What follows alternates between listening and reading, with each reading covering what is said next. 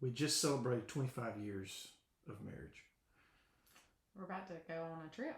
We are going to go on a trip, but I don't want to talk about the trip. I want to talk about the 25 years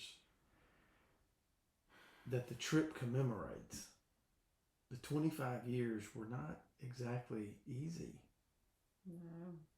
But let's talk about our kids right quick before we talk about the 25 years of marriage. How cool was it that they put a thing together for us for 25 years? Complete surprise.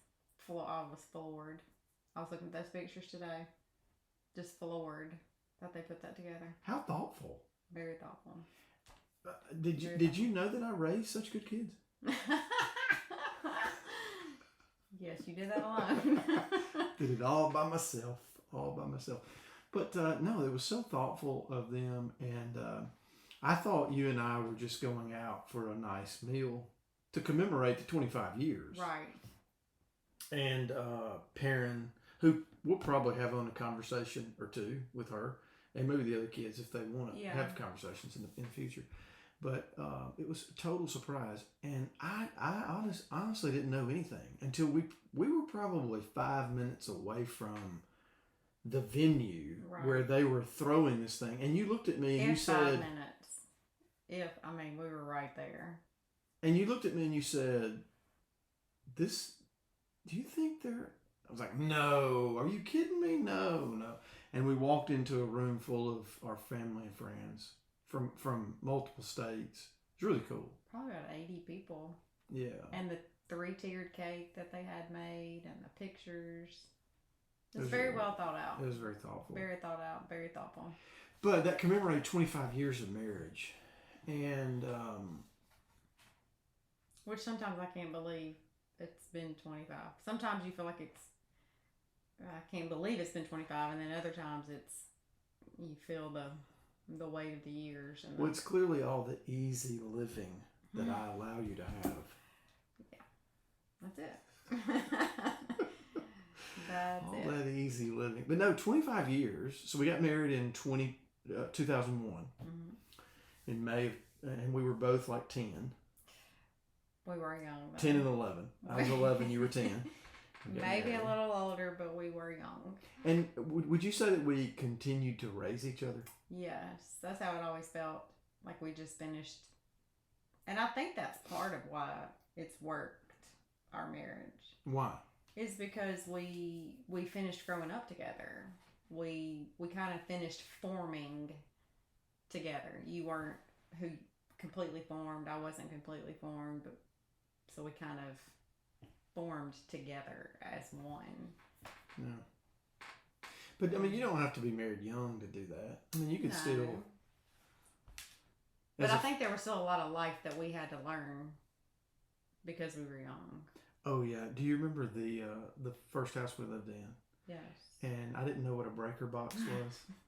And I didn't know about the garbage being picked up. Yeah. That was so funny. We called this guy, you remember Gary? Mm-hmm. We called Gary and we said, "Hey, something's wrong with the electricity in this house." And he said, "Do you know about the breaker box?" Yeah. And I'm like, "What is a breaker box?" No. So he came down and got a good laugh. He flipped the breakers back on, and voila, we had. So you gotta learn. We had to learn. We were young. We were very young. Had to learn. Been through a lot though in 25 years. Yeah. A lot of ups and downs. A lot of good times, a lot of bad times. But sometimes where you just felt like we would just look at each other and just say, "We just gotta hold on. Just hold on till we get to the other side." That's parenting. Mostly parenting, yeah. Yeah, I remember that. I never wanted to give up on you. That never crossed my mind. No, you're right. So it really probably more, but I felt like that was something. It couldn't have broken us. I mean, parenting is hard. Parenting is hard. So you have to hold on together. 25 years. To make it through. In your opinion, 25 years. What was the hardest season of the 25 years?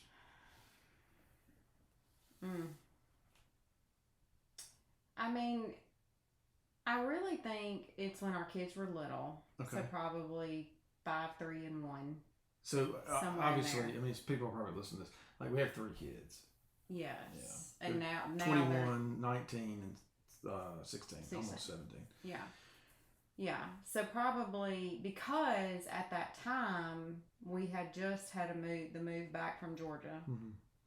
and you were transitioning to working from home, Mm-hmm. and I was a stay-at-home mom with the kids. So not only did we have young children, which demand a lot from you physically as parents, but we were also trying to figure out this new dynamic of you working from home, I was home, the kids were home. So I felt like there was a lot that we were trying to work out. Yeah, because you're trying to figure it out. You're trying to figure life out. Right. I think one of the benefits that we had is kind of what you said a minute ago. We kind of raised each other.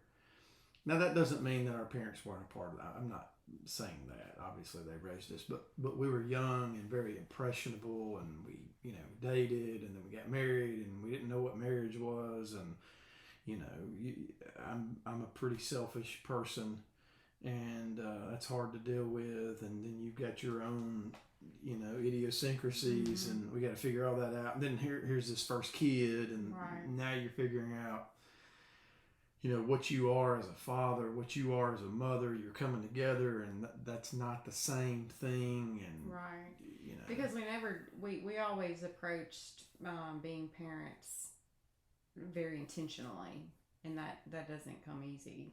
So I think you're figuring this life out. You're figuring out, what do we want our family to look like, all the while physically exhausted from the actual raising. Yes. Yeah, the actual raising. Baths and bedtime and get what I wish car somebody seats and don't get me started on car seats.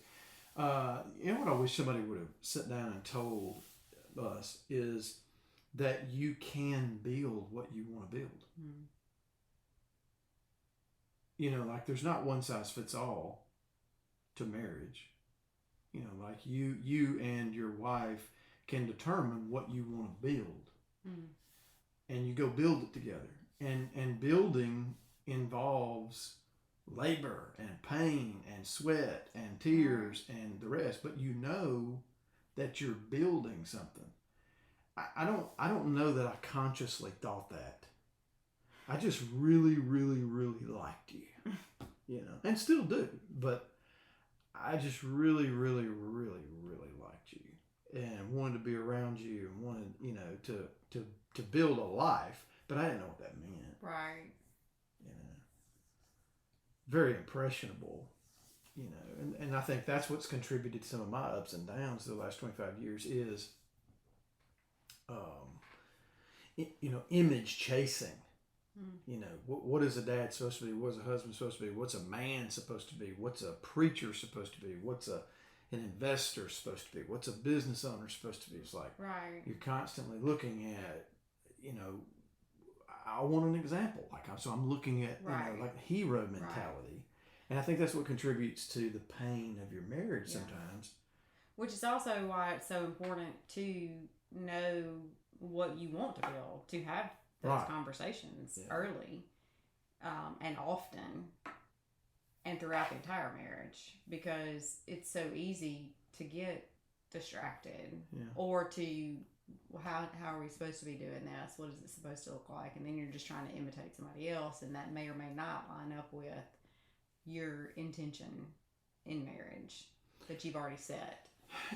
Yes, I agree with that. And also, I want to add something to the intention that you have. You want to set out and you want to build something. Like I said, I wish somebody would have told us that. You could set out, you could build something. But not only that,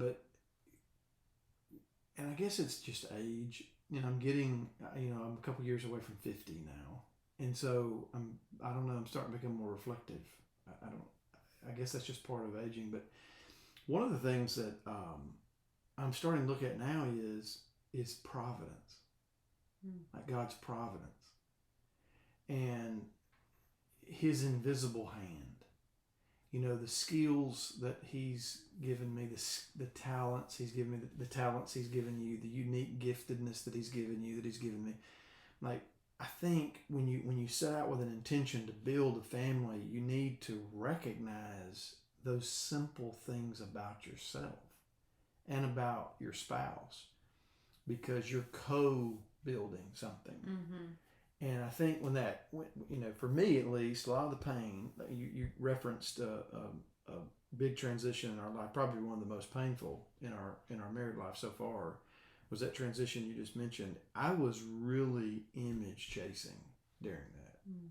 And that was, frowning providence, from the Lord. It was painful, but it was good. His hand was there. He was good. Mm-hmm. And it was crushing that image to make me see, hey, this is who you are, not what you're chasing. Right. And I wish somebody, and I'm happy about our 25 years, but I wish somebody would have said, hey, look, you two are building something together, but look at your unique gifts, look at your unique talents and skills, and like mesh it together and think. Right. I think later, this is fairly recently, I saw something that said same team, different positions, and now I say that. Right. I've said that a lot. Right. Because you're on the same team, but you have different positions, you have different roles, you have different gifts, you have skills that you bring together, but you're working towards the same goal. You're on the same team. Right. You're trying to win the same championship. Well, I think that kind of ties in though with, as a team, we just it's June, and we just finished watching the College World Series. Mm-hmm. It just happened last night, actually. The Oklahoma won, and but as a team, they set out for a goal, mm-hmm. and then you don't have pitchers who are batting cleanup. Right. You don't have shortstops playing first base. Like everybody. They've got the goal that they want to build. We want to win a national championship, but everybody's got their own gifts and uniqueness, and you need a third baseman just as much as you need a pinch runner. Right. You need all that. And I think, being who you are, being who I am, and realizing that, grace is what brought us together, and now we're going to build something. And that building is not looking at other things that have been built and trying to emulate it. Right. We're not trying to be somebody else. We're not trying to be, somebody else. We're trying to figure out who I am, mm-hmm. and you're trying to figure out who you are, and we're doing it while we're married. Right. I think that's one of the most difficult things that young married couples don't know. They don't realize that. And it becomes a tug of war. Yeah. Because you both bring value to the mm-hmm. building project. Mm-hmm.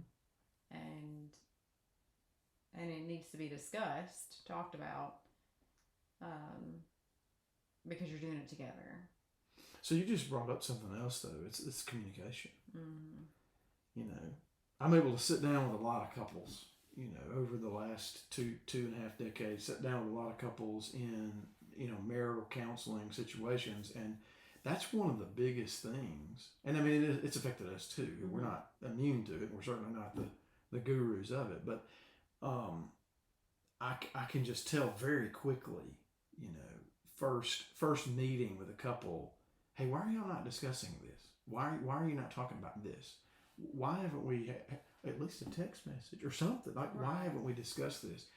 And it's usually because I don't know who I am. You don't know who you are. And there's some, insecurity, mm-hmm. a little vulnerability here. I don't want to be exposed. And so I don't want to communicate, and that just really damages long-term to the building project. Right. That is marriage. Yeah. Yeah. Because it's definitely something that takes communication along the way, and that communication really takes different forms throughout the years. I think sometimes when your kids are little, you have to be extremely intentional about setting aside time to talk, but sometimes it can be 10 minutes and that's all you got. Right. But that doesn't mean it's not important. Right. Whatever steps you can take to keep yourself building towards what you've set out to build. Yeah. Because the truth is, and I think a lot of people don't really think about this, but it's kind of where we are now, the end of the parenting journey gets there before you realize it's gonna you're there. You get there quickly, and you still have a marriage. The marriage, right. The marriage doesn't stop. So much attention goes to those children, right? Because they're helpless without you. I mean, you Right. have to tend to them, but so much attention goes to them. But they are leaving, right? And we're kind of on the cusp of that. I mean, Yeah. one has been, our oldest daughter's married now. She's moved out. We got a middle daughter, 19, or she's almost 19, and she's going to college this fall. And then our son's driving. I mean, there's a lot of nights through the week that you and I are in the kitchen together going, where is everybody? Right. And and it's like we built a family, we trained them, we did the best we could. We're not done with the other two yet. We're still involved with them. But if you don't have some sort of goal, that we want to build a family, and then you don't communicate about it, it kind of goes back to, I'm going to go back to that question I asked you a minute ago, like, what's the most difficult time? And I think you're so right. I agree with you. It's probably year 3 through year 7 of your marriage. It may be year 10. But it's like when you start having those kids, nothing is about you anymore. Right. And if you don't have some sort of goal that you're building, and you don't know that's a transition, and you don't communicate about it, it is just the most turbulent time. Right. And I think too, it doesn't, we say communicate, we think about that. It's not like you're talking about sitting down for hours at a time talking, because that just doesn't happen when you have little kids, But it's the intention. It's the intention of, okay, 10 minutes, let's get on the same page. Or set aside a night or two a month just to have more time to talk. And talk, don't talk about your goals. Talk about what you're wanting to build. And look back. I think we did this often too, and I always liked it. We would look back and you see where you came from. Mm-hmm. You see, because then you're seeing the progression. Are we making it towards what we want? Mm-hmm. So communication is huge. Doesn't have to be in the form of hours. Right. I mean, who wants to do that anyway? Well, not me. Right. You're not so much with the words anyway. so much with the words. I mean, who would want to sit down for hours and talk anyway? I don't. But it's just a consistently communicating, consistently talking, and coming back to, this is what we want, and think about what you want. Yeah. If you don't know where you're going, you're not going to get there. Chances are you're not going to get there. Yeah. Yeah. So, but why don't what do you want it to look like? Why don't you talk together? Right. And determine, hey, this is what we want to work toward. Yeah. But yeah, like, have you ever thought about, we never said this when we were 20, but I felt like it was kind of in the back of our minds a little bit. Well, what do we want to look like when we're 40, 45? Right. What do we want life to look like? Yeah. Do we want our kids to be a part of our lives and want to be around and be godly, productive citizens? Or that doesn't just happen. Yeah, that's very intentional. Yeah, it's very intentional. But you got to know that you want to do that. All right. So the hardest part of marriage was the young. What 25 years of marriage? Like, what if you could go back now, like the week we're getting married, and you could give yourself like a couple pointers? What would you say? You've done it for 25 years now, so what would you say? I'd say communicate. You have to communicate. I think so many things fall under that. That's huge. And also know that you're two sinners. So it's not that I'm fighting you or the struggle is with you. The struggle is the sin within. And so, and you have to be willing to forgive. and so you're wrong. So you just brought up a subject, and I think that's really good. Remind me, ask me of that same question here in a minute, but I want to kind of talk about something you just said. You said you got to recognize you're a sinner, or how did you say that? I think that's what I said. You got to recognize you're a sinner. That's enormous. Like, I don't know that you really caught what you just said. Admitting you're a sinner means that you can admit fault in your marriage. If you understand what sin is, and that you're trying to be a good church boy, you're trying to be a good church girl, you're still a sinner. So drop the act, because when you're living with somebody in a marriage relationship, you are naked and exposed. You are literally the most vulnerable with that other person. You cannot hide. Right. And so the acknowledgement that I'm married to a sinner and she's married to a sinner. So my impatience doesn't shock me. It doesn't shock me. It doesn't shock me when you're impatient with me. Now, I may snap back and you may snap back, and cooler heads prevail. We're going to go, hey, that was, that's sin. It's sin. I like the way you said it too. It's dwelling within. Even though you're a believer, even though you've trusted Christ, it's still dwelling within you, lurking at the door, Right. And so I think that's kind of too that, another reminder that you're really on the same team. Yeah. You're not on different teams, even though you're together, you're both sinful. And there seems to be so combative. Like, you and I, you're combative, like we fight or whatever, and you're going, why? You're on the same team here. Right. You're supposed to be going in the same direction, but we've got two different desires as to how to get there. Sometimes, yes. Yeah.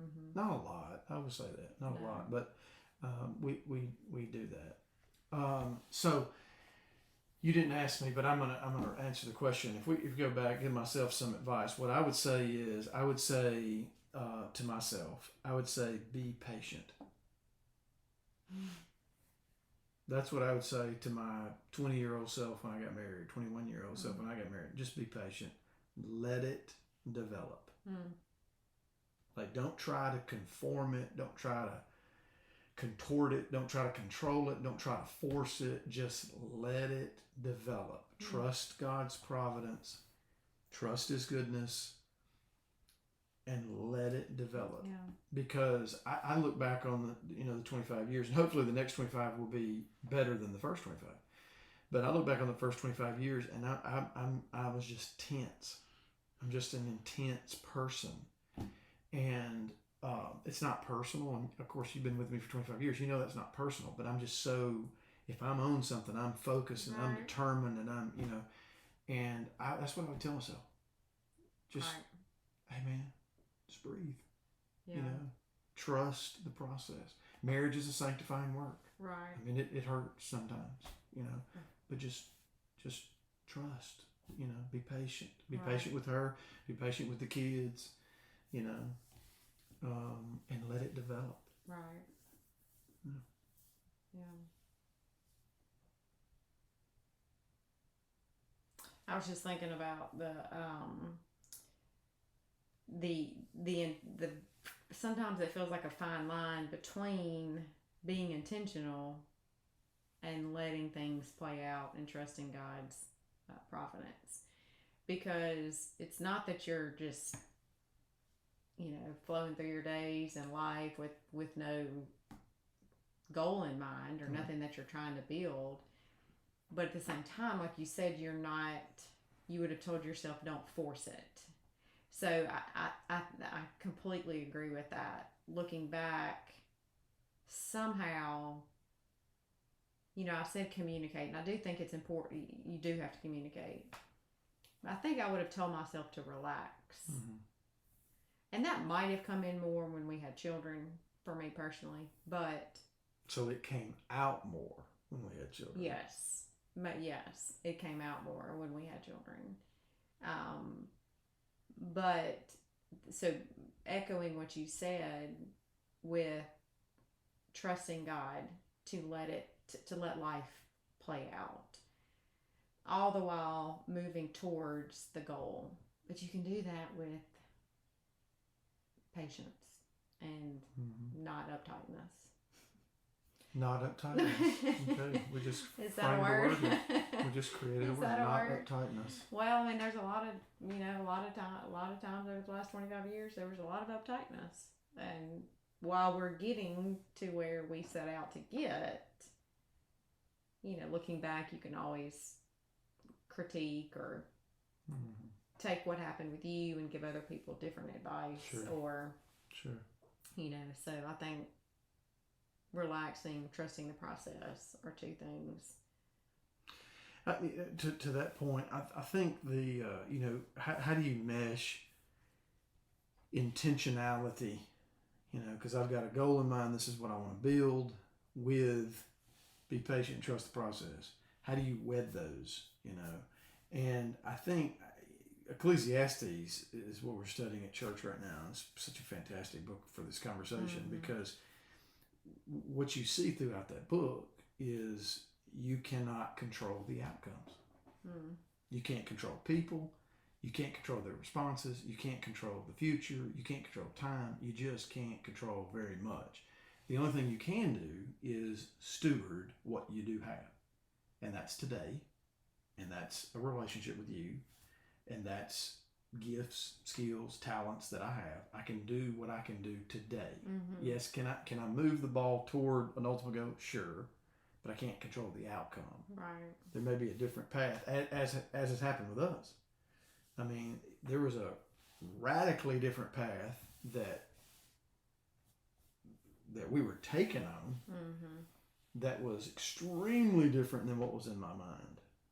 But I am eternally grateful for the path. Yeah. And so grateful that we're not on the other one. Right now. So 25 years. Here's 25 more. 25 more. If you had to sum up 25 years in one word, one word? Seriously? Yeah. One word. Not much for the words. Adventure? I don't know. I would say learning. If you just take the 25 years that we've had, they've not been the best.